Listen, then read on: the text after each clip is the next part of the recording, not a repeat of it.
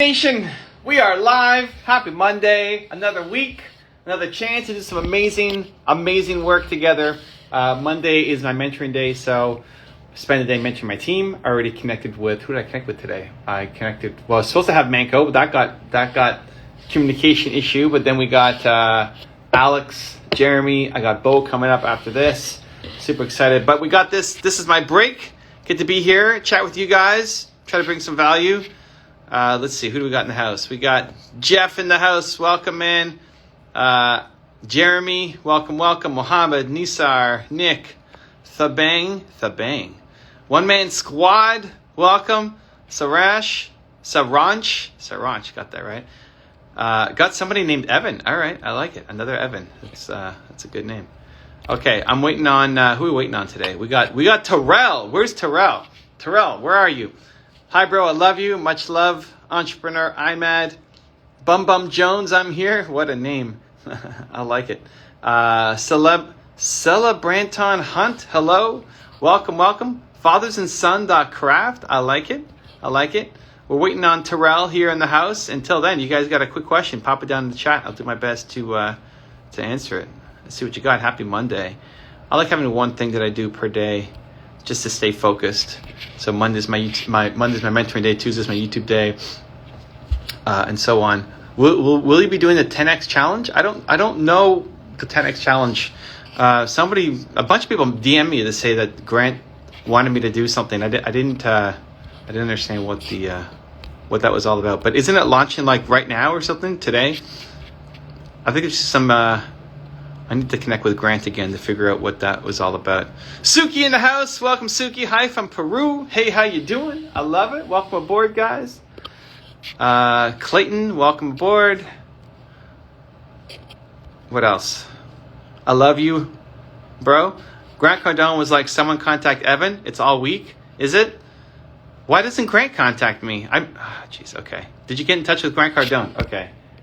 You know what? I'll message Grant. And see what he wants to do. I'll message Grant. What is it all about? What's the 10x challenge all about? I see it's on his bio and everything. Someone message Evan. All right. Well, that's why everybody's DMing me. Like, why is my phone being filled with all these messages? Anyway, okay. Hola, Rodrigo and Books in the house. I love it. Thank you for the kind words on about Built to Serve. Appreciate you. World needs Evan on 10x challenge. The world needs Evan. What do I have to do for the 10x challenge? What do I have to do? I'm always happy to help out Grant. Grant's helped me a bunch. Christoph, hey, are you still making the videos? Christoph, I never saw that big video that you were supposed to make. Where is it? Of you filming in the club? Need Built to Serve in our MENA region? What's the MENA region? Grant Cardone and Evan are the first two to speak. Is it an online event? Is it just like a conference? Where's Terrell? Terrell, where are you at? I don't see Terrell. I think it's something going on with the calendar today. Anyway, all good. Okay, well, no Terrell means more time for us. So what do we got? Let's see. Let's get some questions here then. What's your favorite quote? My favorite quote, whether you believe you can or you can't, you're right. That came from these guys, my parents. Always. Whether you believe you can or you can't, you are right. What else? Sir, how do I stop negative thoughts or thinking? One is be around more positive things, right? Like just making a conscious choice to be around more positivity. And so do an audit of your life and just start thinking, who are the people that bring you down? Who are the people that when you leave them, you have less energy than before? Who are the people that you just feel worse about yourself?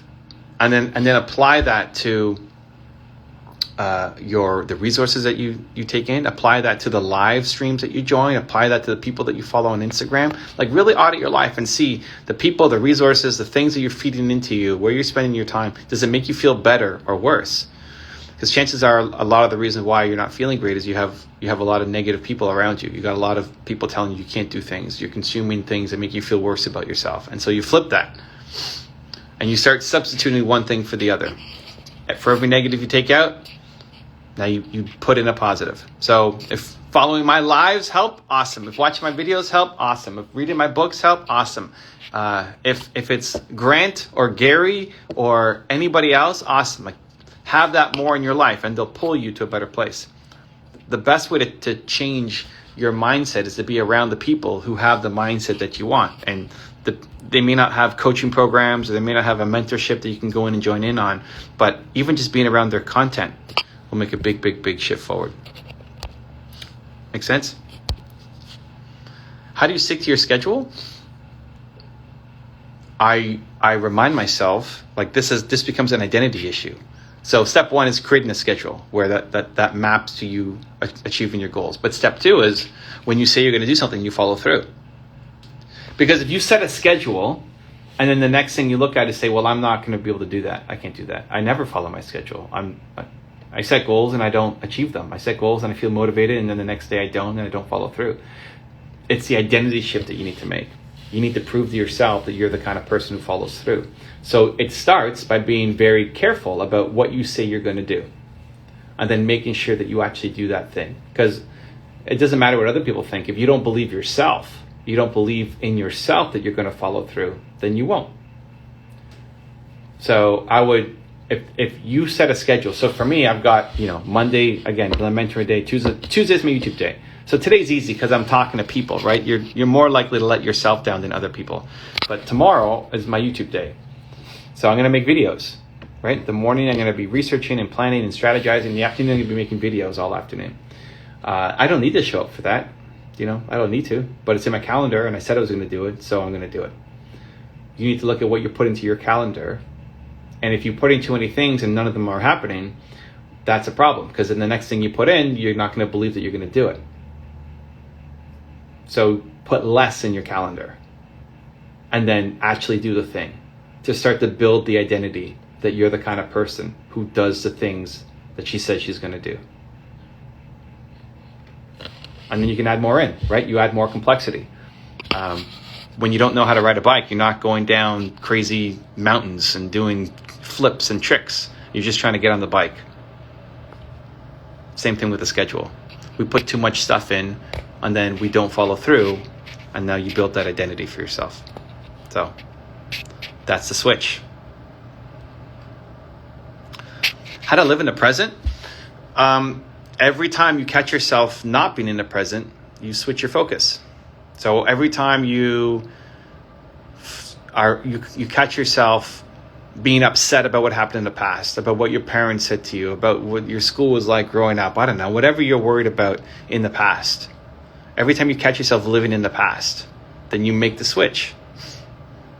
And the more that you catch it and then make the switch, the more the switch will become the default.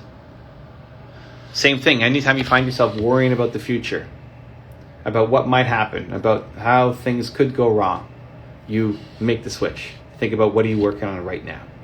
And again, every time you make the switch, it'll be a little bit easier to make the switch again the next time. That it becomes your default state of mind. It doesn't just happen. It's catching it and then intentionally bringing it back to present. Make sense? What else? Would you risk $5 on Betway each week? I don't know what Betway is. So I don't know. Maybe. Probably not though. I don't bet. And I wouldn't, $5. It's not enough to get me excited. Ronald, would you rather have all farts be silent but extremely deadly, or all farts be harmless but extremely loud? Loud. I don't want to die. That's an easy one. I wonder, where is that question? Getting into the mind of Ronald. That's maybe a more interesting one. Stranger, how to let go? Zen the man putting hashtag movement makers. It's this week, Zen. It's this week. Movement makers on Wednesday. Exciting. If you guys aren't in, check the link in my bio. How to let go of fear that constantly reminds how to let go of fear, the constant reminds to not do the work you like to. So if you're afraid, you have to teach yourself. This is another identity issue, just like the scheduling one. You don't want to teach yourself that you're afraid and you play small. You're afraid and you don't do it. You're afraid and then you cower it away. Like, this is the ongoing identity problem, because everything that you want to do is going to be through fear. If you're never afraid, then you're never taking any kind of risk. If you're never afraid, then you hate your life. If you're never afraid, you're just bored all the time because you're just photocopying the same day over and over again, right? Your goal isn't to be never afraid. That means you hate your life. Your goal is to face your fears, to build the identity of somebody who faces their fears. So think about what you're afraid of, and then go do it. And you need to try to embody that being afraid is not a good enough reason. You've allowed being afraid to be a good enough reason for you not to take action. That's a problem. That's the identity shift. That when you say, like, what's the reason why you're not doing something? You want to do this, but you're not. If it's fear that's the reason, then you just have to show yourself fear is not a good enough reason. And then you go do it. And that's the identity shift that you start to make. That now you're the kind of person who does the things that you're afraid to do. Right? Especially if it's fear of failing or fear of other people's opinions. It's not like fear of, don't jump from a helicopter with no parachute kind of thing, right? Don't be stupid. Don't run after an alligator because you're afraid, right? I mean, most of the things you're afraid of doing, though, are not actually going to cause harm, except maybe Ronald's deathly farts. But otherwise, they're not going to cause harm. So you're afraid of other people's opinions. You're afraid of judgment. You're afraid of failing. And that's not a good enough reason. You got to teach yourself that's not a good enough reason. And it's one decision at a time. You make that choice one decision at a time. People compare themselves a lot. How to get rid of that? I don't think it's actually healthy to get rid of that. I'm maybe a little different than most people. I think comparison is actually fantastic. People just don't know how to use it properly. I think people compare themselves and they say, I'm not good enough. I can't do that. I suck. And that's what I call kicking yourself down. Where what I want you to do is kick yourself forward. Where if I look at somebody who's accomplished a lot more, to say that's what's possible. To be inspired by that success. And that is what humans can do. And if they can do it, I can too. It's to kick forward. But if you have no comparison, then there's no kick and you stay where you are. Just choose to kick yourself forward instead of kicking yourself down. I think it's actually super healthy. I think the easy way out is to say don't compare yourself. I think the harder work and more important work is to say, no, I'm going to use that as a source of inspiration to go make my life better. How do you deal with emotional work burnouts? Get different work. I think a big reason why people burn out is they're doing the wrong thing or they're with the wrong people. YouTuber burnout's been a recent topic, and I think it's important for all entrepreneurs, not just if you're a YouTuber or not. But you see people burning out and stopping on their channels. And then I look at my channel. How have I kept going on my channel? 11 years later, 6,000 public videos later, 10,000 total videos later. Like how? I'm going to get up tomorrow and still go make more videos. Why? Because I like it. Because doing the work doesn't feel like work. That's the key. If you're waking up and going to a job that you hate, or you built a business that then has turned into a job that you don't like, and you're around people who drain your energy instead of build you up, you're going to get burnt out super quick. And so great, you could have a relaxing weekend, or you can go on a vacation, which is what most people are just living for their weekends and vacations. But the problem isn't the weekend vacation. The problem is you don't like your life. You're doing the wrong work. So you avoid burnout by doing work that you love with people that you love. And if you're not doing that yet, then that's your immediate job to find it. Instead of trying to escape, you build a better life, right? Two choices. You escape the life that you hate, or you go build a better life for yourself. And most people choose escape. That's why people will watch 4 or 5 hours of Netflix a night. Because they're trying to shut off their life that they don't like. It's a lot easier to go down the entertainment path instead of education. You have two choices. Whenever life hits you hard, you have two choices: entertainment or education. entertainment to run away from that life and forget it doesn't exist for a couple hours, or education to say, no, I'm going to learn to make my life better so I don't have to face this again. And most people go entertainment, where what I would suggest to you is go education. If you actually want to build a better life for yourself, it's going to be through education and not entertainment. And then you won't have emotional work burnouts because you love the work you're doing and the people you're working with. Super important. People massively overlook this. How will ego kill your success? Ego is not my problem. I'm on the other side. I had to work on having a bigger ego. I'm too humble. Maybe it's the Canadian in me. Maybe it's the upbringing. It's been one of my issues. And that's a great thing to be humble, but to a fault. It's been one of the biggest things that my agent tries to push me on, and the people around me try to push me on constantly, is that you need to recognize how awesome you are and own it and believe in yourself more. And that's the thing that's holding you back. So I have lots of problems that will maybe not kill my success, but hinder my success. But ego isn't one of my issues. Malice Masiloth 01. What must I do to make at least one sale on my online store at least once a month? You gotta bring value to people, right? So you start with thinking what are you selling, and what problem does it solve, and then how do I spread the message about it? Every entrepreneur this is a success curve that you're going to be on. You're solving a problem. Like, you have to get paid to solve a problem. Instead of just thinking about the results of getting one sale per month, think about how can you solve a problem for somebody every month, right? And then in your content, in your outreach, in your advertising, you're reaching that target demographic to come to your store so they can learn how you can solve their problem. Make sense? Your regular hobbies, what do you do in your free time? So I just want to flip this a little bit, because I think it's all free time. It's all free time. I'm talking to you. I don't have to be here. This is my free time. I'm talking to you. Stop seeing it as work time and free time. It's all free time. You get to do whatever you want. So if I'm working on my business, I'm doing lots of different things. If I'm not working on my company, all of it's still free time.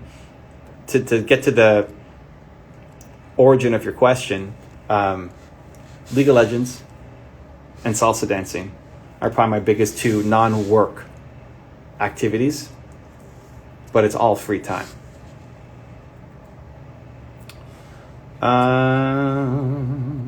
Okay. How to do things. This is fun. How to do things when you know what you need to do but can't do and produce results because of brain fog. You find a smaller way to get started. Like, you know what you need to do, but then you add all sorts of different things on top of it. So because this giant thing that you don't know how to do, and then you create brain fog. Smallest possible way. You want to start a YouTube video? Great. Don't worry about lighting. Don't worry about sound. Don't worry about your camera. Don't worry about what you're going to title it and thumbnail it. All from it just becomes overwhelming. Pick up your phone, make a video. Find a smaller way to get started. If you're paralyzed and you're not moving, you got a great idea, you got great potential, you got a great heart, and you want to serve, and you're not taking momentum, you're making the idea way too big. The big idea is great. It can be inspiring and motivating to make you want to keep going, but you can make your idea too big that then you don't think you can do it without resources, without team, without education, without money, without all this stuff. Start. Think big and act small. Start. The only thing you're missing is momentum. How to read without getting sleepy? Any tips? I would really hack how do you learn. If you're getting sleepy every time you read, read at night so you can sleep. That's a great hack, right? A lot of people are trying to figure out how do they sleep better at night. Well, for you, it's sleeping. And it's for learning, then find something other than books. Watch videos, listen to podcasts, go to trainings. Right? There's so many ways to learn that if you find yourself falling asleep, it's like if you know how you learn, you're not forced to learn a certain way anymore. When you were in school, you were forced to learn from a textbook. You were forced to learn from this teacher in front of you, right? This is box. You have to sit in the box, and this is how you will learn. Now you get to choose. You could choose to learn through reading. You can choose to learn the same book by listening to it on audiobook. You can choose to learn by watching that person on a YouTube video or listening to them on a podcast or going to their online events. And instead of trying to focus on, I suck at this thing and it makes me sleepy, how do I make that better? I say, well, how do you learn better? How are you already learning? And double down on that. You know, learning from an audio would destroy me. I suck at learning from audio. I'm a visual learner. So learning from a soundtrack or I don't listen to any podcasts. I have 0 audiobooks on my phone. It's just zero time spent on that stuff. But I love learning, and I'm visual first. That's why I have my YouTube channel. I'd much rather learn there. And I don't judge myself for not being. When people say you don't listen to any podcasts, as if that's some terrible thing that you suck as a human because you don't listen to podcasts. No. I love learning. I probably learn more than you. I'm obsessed with learning. I just don't learn through podcasts. I've hacked my learning style. Make sense? Okay, what else? Lots of questions coming in.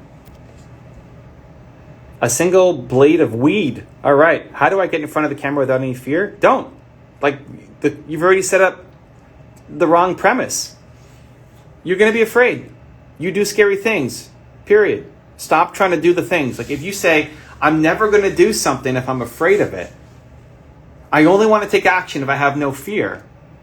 Think about the things that you aren't afraid of. It's only the things that you've already done. So you're never growing. You're basically asking, how do I never grow in my life? Well, that's the answer. Just never take any action. Growing equals facing fears. So getting in front of the camera will mean you're going to be afraid the first time. That's okay. Teach yourself. You do scary things. Don't put that, remove the burden of being fearless. Take that off your shoulders. It's okay to be afraid. It's great to be afraid. That means you're stretching, you're growing, you're learning, you're trying something new. So how do I get in front of the camera and being afraid? How do I get in front of the camera while being afraid? That should be the question. And the answer is you just do it. You recognize that you're afraid. You reduce the burden of being afraid. You lower the expectations. You expect to suck. I would go in front of the camera. I would expect to suck. I would expect your video to be terrible and a gigantic embarrassment. Just expect that going in. It's okay. Reduce the barrier of it having to be perfect. And then you make another video that's going to suck a little bit less, right? Just a little bit less. And then you keep making them a little bit better each time. And if you keep practicing, you'll get way better. You'll be fantastic in front of the camera. But don't expect to be fearless and perfect the first time out. Let's get to one more. One more. What do we got? How to overcome the death of a dad. I haven't lost my father. I mean, he's on the wall behind me here, so I honestly don't know how that's going to impact me, when that happens. The advice I would tell myself would be to try to channel him in what I'm doing.